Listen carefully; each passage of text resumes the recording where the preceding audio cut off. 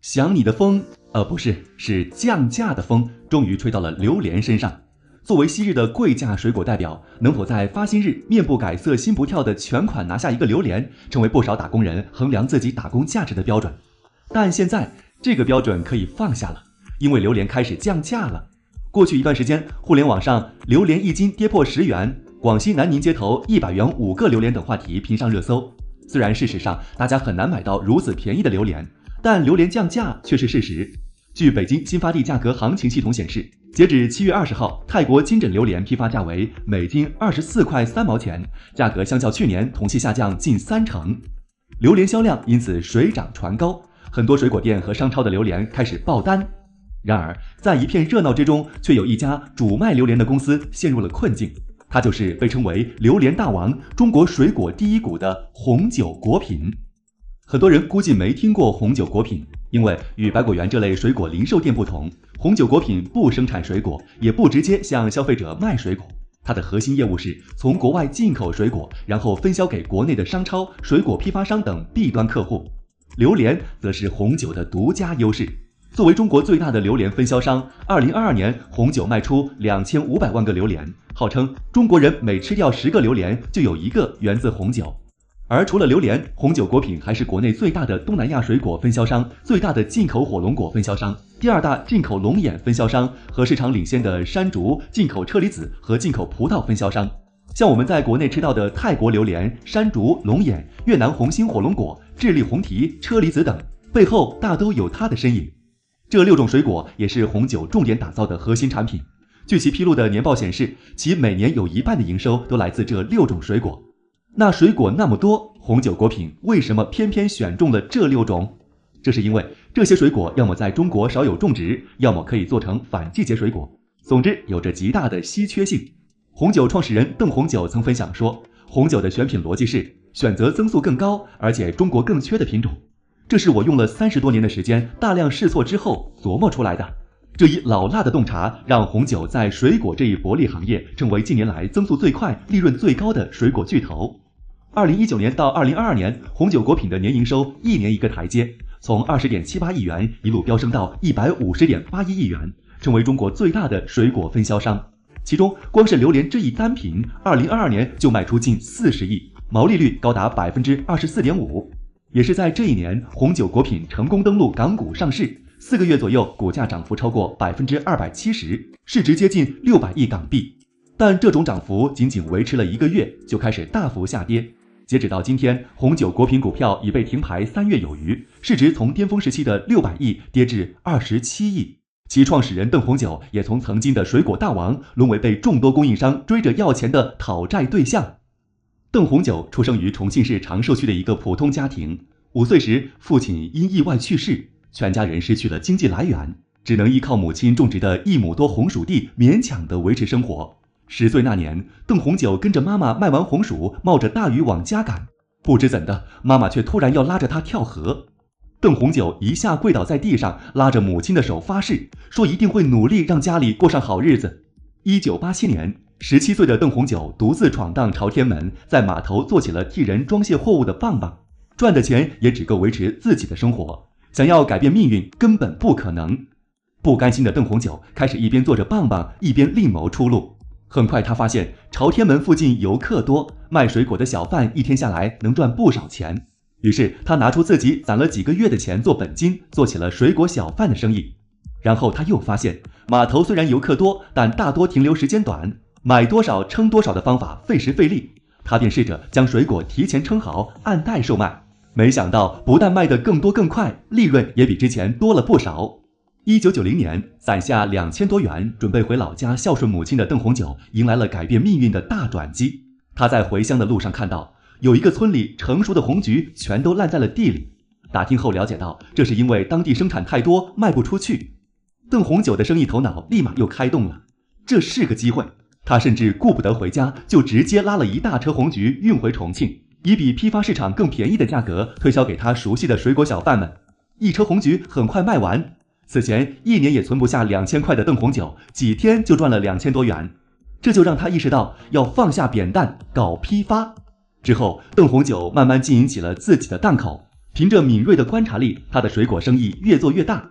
2002年，重庆红酒果品有限公司正式成立，邓红酒的生意也逐渐从西南地区扩展到了西北、华北等地。2005年的一天，邓红酒在电视上看到一条台湾水果进入大陆实施零关税的新闻，商业嗅觉灵敏的他再次看到了机会。他想，国产水果价格优势低，利润薄，竞争对手也多，很难做出爆款。但进口水果却不同，稀缺性高，又能零关税，很容易形成单品爆款。他尝试着从台湾进口了一批水果拿到市场售卖，很快便被抢售一空。这让他坚定了自己的想法，决定改变公司的经营方向，要主营进口水果。这样不仅可以提高公司收益，还能和同行之间做出差异。但想要做进口水果这门生意，可没想象的那么容易。那时的进口水果都是从广州、上海这种一线城市入关，几经转手才能到达重庆、成都这样的二级市场。不仅价格贵，货物几经转手，质量也会变得参差不齐，还很难保证货源。于是邓红酒决定，不如自己来做那个唯一的中间商，直接从水果原产地采购水果，再卖给大型商超、生鲜电商等终端批发商。这就是后来红酒果品引以为傲的独特经营模式，端到端。现在大家应该都有个共识，那就是想要买最便宜和最新鲜的水果，最好直接去果园，去水果的原产地。原因很简单，水果行业的价值链上，农产品本身和终端销售的价值并不高，相反，大量的中间商才是价值链上的大头。水果从果农采摘离地之后，至少要经历批发商采购、冷链物流、配送，再到零售几个基础环节，多的还要在中间经历几级的批发商、经销商转手。这其中每一个环节都要加价，便累积成了大量成本。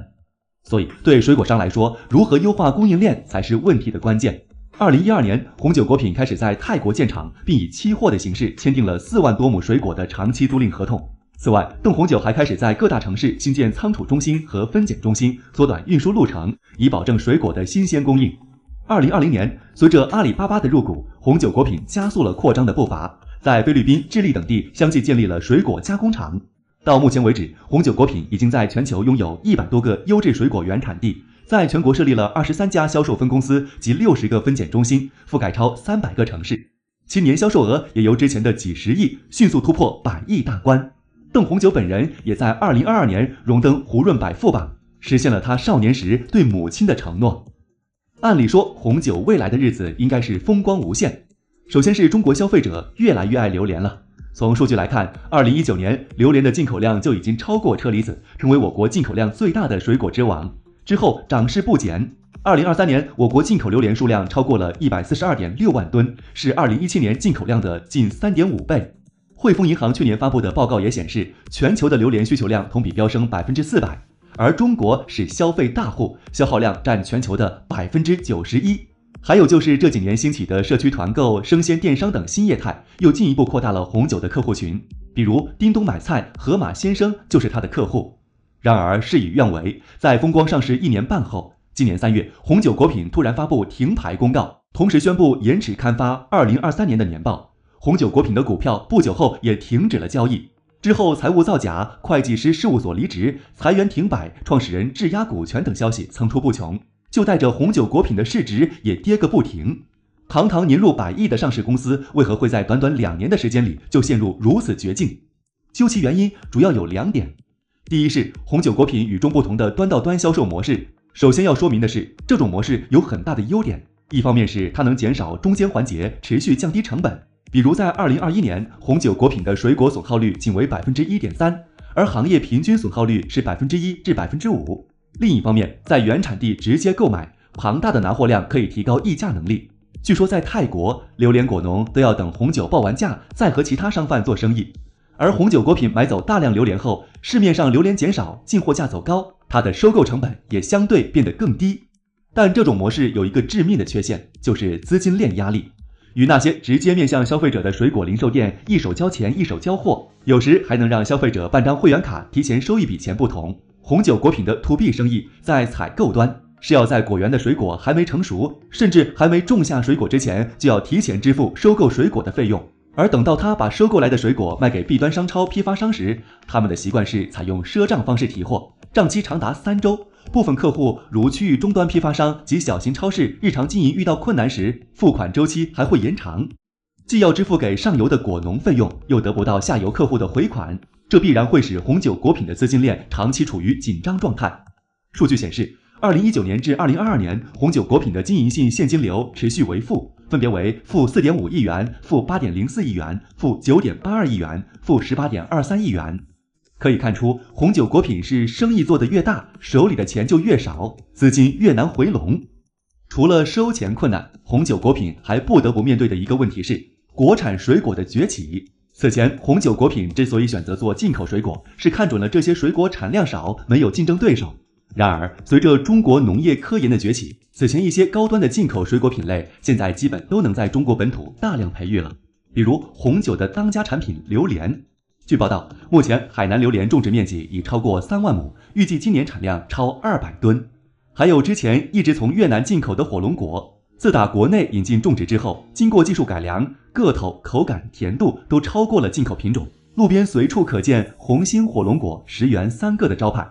还有就是伴随着消费下行，人们花钱越来越谨慎，进口高端水果市场早已不复往日盛景。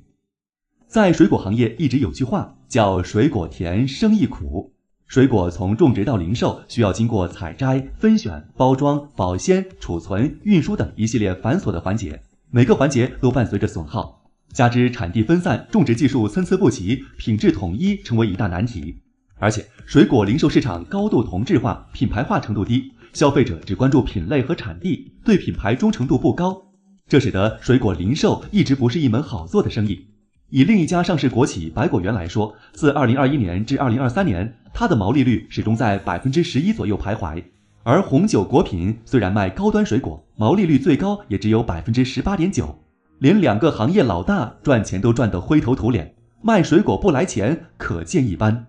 在去年，红酒果品其实也尝试做出过一些努力，开始发展 C 端业务，比如开设天猫、抖音旗舰店、做直播、举办线下展销推介会等。